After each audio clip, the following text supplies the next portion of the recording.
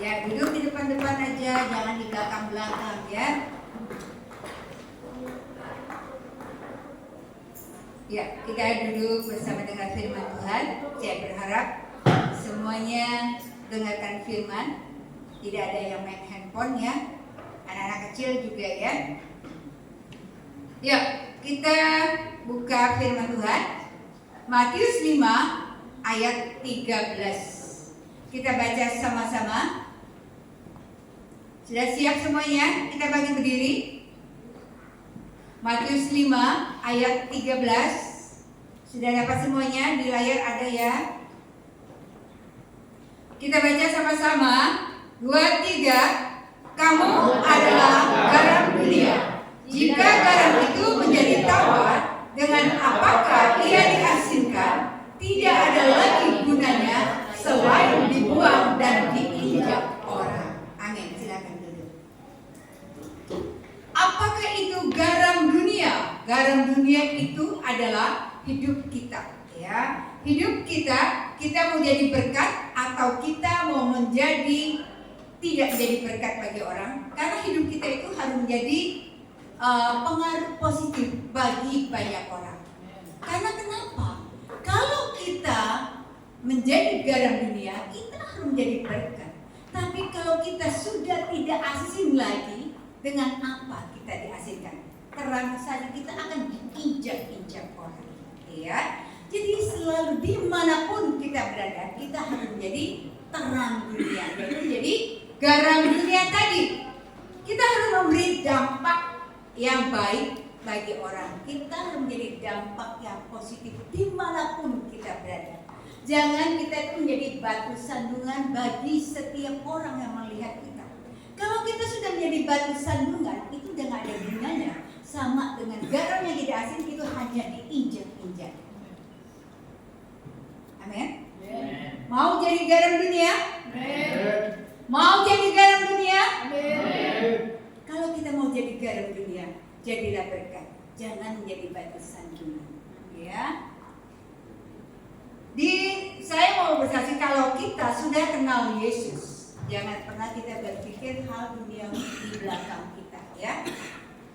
Di Bangka ada terjadi jemaat nanya gembalanya, "Tante, di sini di mana ada dukun? Coba, layak nggak seorang jemaat menanya kepada gembalanya dukun?" Sedangkan kita, kalau kita sudah kenal Yesus, dukun itu dibuang jauh-jauh. Sekalipun dulunya kita pernah mungkin kenal dukun, ya, kenal orang yang katanya orang pintar gitu ya. Tapi ini nanya seorang gembala, "Tante, di mana ada kenal dukun nggak?" Dukun itu yang dia perlukan, dukun yang bisa membuat orang mati. Coba. Lah, gembalanya jawablah, "Lah kamu nanya saya, kamu salah alamat. Sedangkan saya di sini adalah gembala, tapi kamu menanyakan saya tentang seorang dukun." Karena rupanya dia itu sakit hati sama seseorang, sehingga dia ingin mendukunkan orang itu sampai mati. Dia bilang, "Tante, di tempat saya ada dukun yang bisa buat orang mati." Coba. Kalau kita sudah seperti itu, siapa kita? Kita berarti kita main-main sama Tuhan. Benar gak sih?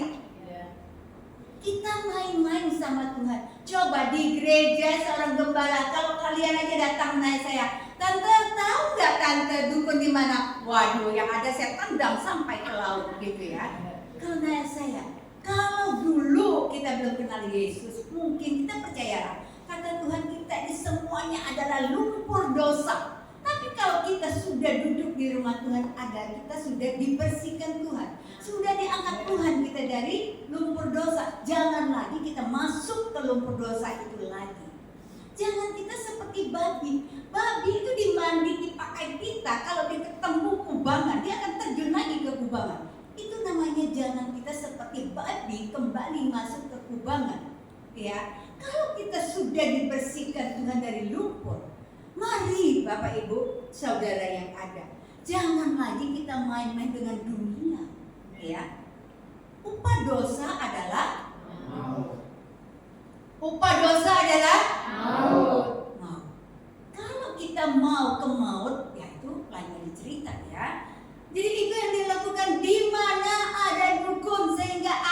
mau cari dukun dan aku mau dukunin orang supaya orang itu mati. Coba, jahat gak sih? Jadi saya pikir selama ini dia bertobat tuh beneran gak sih? Nah itu tadi, pertobatan itu ada dua. Ada yang sungguh-sungguh, ada yang main-main, ya. Yang sungguh-sungguh Tuhan akan ubah segalanya. Gitu. Yang main-main, ya itu tadi.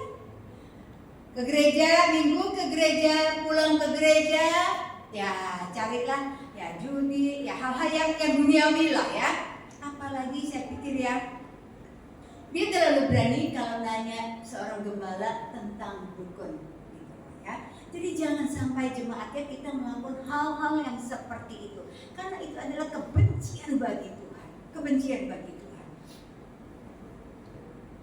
Kamu adalah garam dunia. Jika garam itu menjadi tawar, dengan apakah ia diasinkan? Tidak ada lagi gunanya selain dibuang dan dipinjam. Kalau kita sudah seperti itu, apalagi kalau kita sudah tidak jadi berkat bagi orang, kira-kira yang kita lakukan itu terngiang-ngiang nggak? Pasti dong ya. Seperti orang nanya dukun ini, otomatis kan gembalanya mikir terus dong, wah kamu ini nggak bertobat, kamu ini nggak sungguh-sungguh bertobat karena kamu masih cari dukun gitu. Nah itu ya. Jadi jemaat jangan sampai hal-hal itu yang kita alami atau kita lakukan. Ayat 14 berkata, kamu adalah terang dunia, kota yang terletak di atas gunung tidak mungkin tersembunyi. Kalau kita menjadi terang Tuhan, kita menjadi garam dunia, dimanapun kita berada, kita harus menjadi garam itu. Ya. Kemarin saya baru pulang dari Chongqing, waktu saya di Chongqing, saya pulang di sana.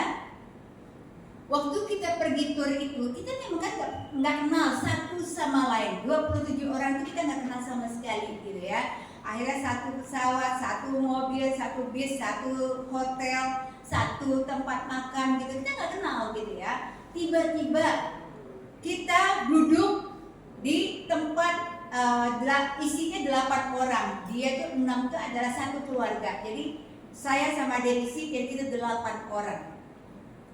Ternyata di satu meja kita ini cuman kita yang satu warna. Satu warna yang maksudnya itu tidak ada campur orang seberang atau orang Buddha atau orang lainnya ya. Satu warna aku yaitu Kristen sama gitu ya. Terus dia juga bilang kita mau berdoa, wah klop ya. Terus besok nama kalian siapa, nama kalian siapa. Jadi kita tuh bergilir berdoa setiap makan siang, makan malam. Kalau sarapan pagi udah masing-masing, tapi makan siang, makan malam itu selalu ada di restoran dan kita makan meja gitu ya.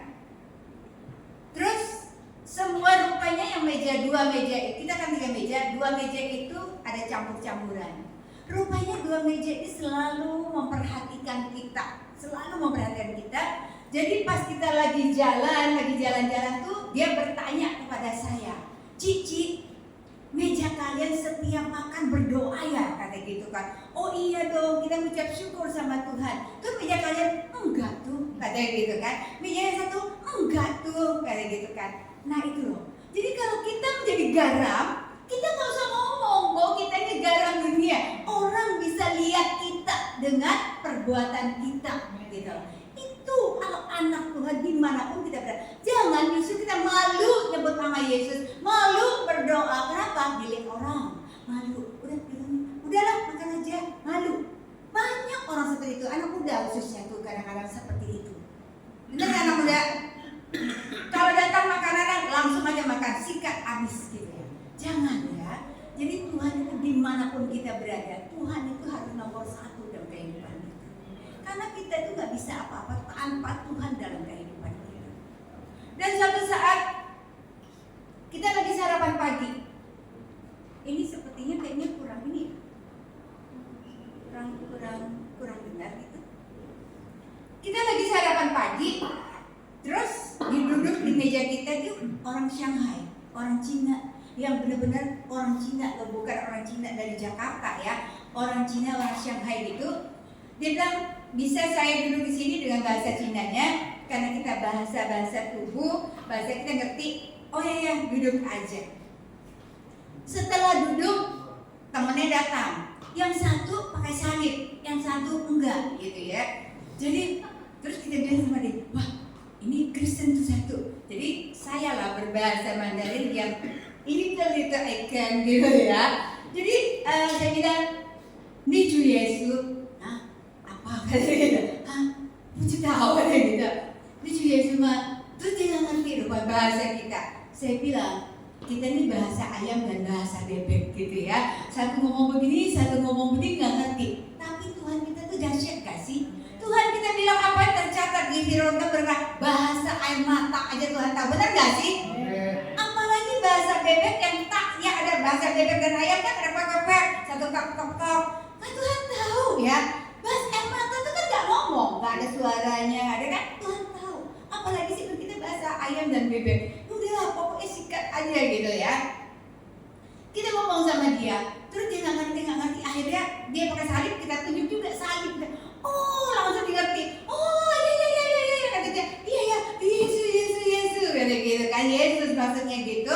Akhirnya dia pegang tangan kita bertiga. Karena temannya satu itu bukan seiman, temannya itu orang Buddha gitu ya. Dia pegang tangan kita, terus kita doa dengan cara kita dong. Kalau kita doa, wah dia cuma amin. Percaya nggak dia ngerti omongan kita? Amin. Yakin dan percaya dia ngerti, karena Roh Kudus yang akan beri pengertian buat dia. Sekalipun kita berbahasa Indonesia, amin. Coba kalau kita nggak ngerti omongan orang, kita bisa ngomong amin nggak sih? Kita nggak ngerti, ya kan? Tapi kalau di dalam Roh Tuhan, karena Tuhan sudah curahkan Roh di dalam dia, karena sehati tadi, jadi kita doa bahasa Indonesia di amin kenceng lagi loh. Jadi aminnya itu tepat dengan kata-kata kita itu dia ngaminkan. Akhirnya udah selesai, wah dia seneng banget gitu ya. Terus dia bilang ke temannya, tuh dia bilang gitu ya, istilahnya dia ngomong, tuh cari Yesus, dia bilang Yesus itu baik banget loh. Kita tambahin, iya Yesus, no gitu kan. Dia bilang, enggak, Tuhan saya itu paling bagus, kata gitu kan. Saya pikir sama dengan saya dulu. Kalau orang bilang Yesus baik, saya bilang Tuhan aku yang paling bagus sebelum saya kenal Yesus gitu ya. Jadi saya pikir dia ngomong seperti itu, saya bilang sama dengan saya dulu gitu ya. Kalau kita belum terima Yesus, memang susah buat orang mengatakan bahwa Yesus itu yang terbaik. Apalagi kalau kita nih anak Tuhan nih, yang tadi itu, yang tidak jadi garam dan kita ya nggak jadi berkat bagi orang. Susah buat orang percaya sama Yesus. Buktinya saya dulu.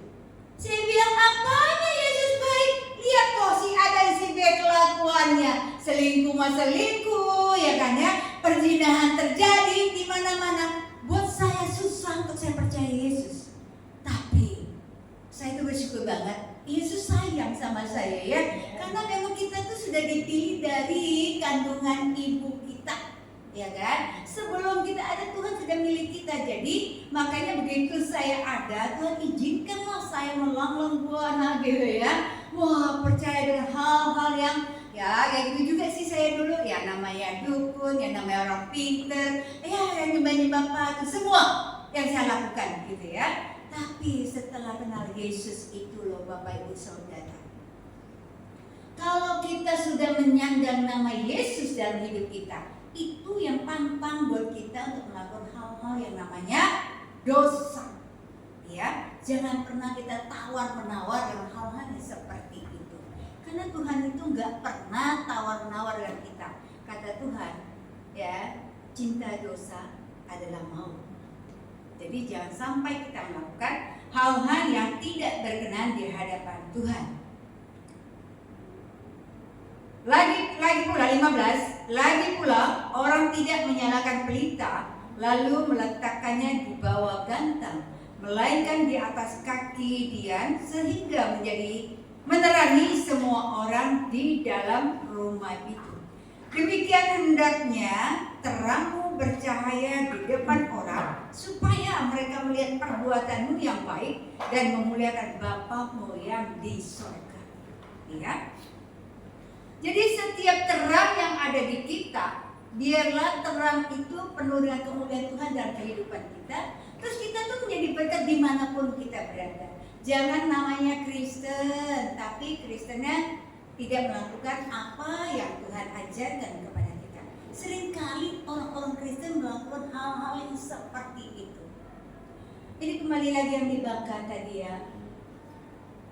Dia ngomong, tahu istilah ular kepala dua? Ngomong di sini A, ngomong di situ B, ngomong di sana D, sampailah akhirnya di Bangka itu sekarang lagi galau semua.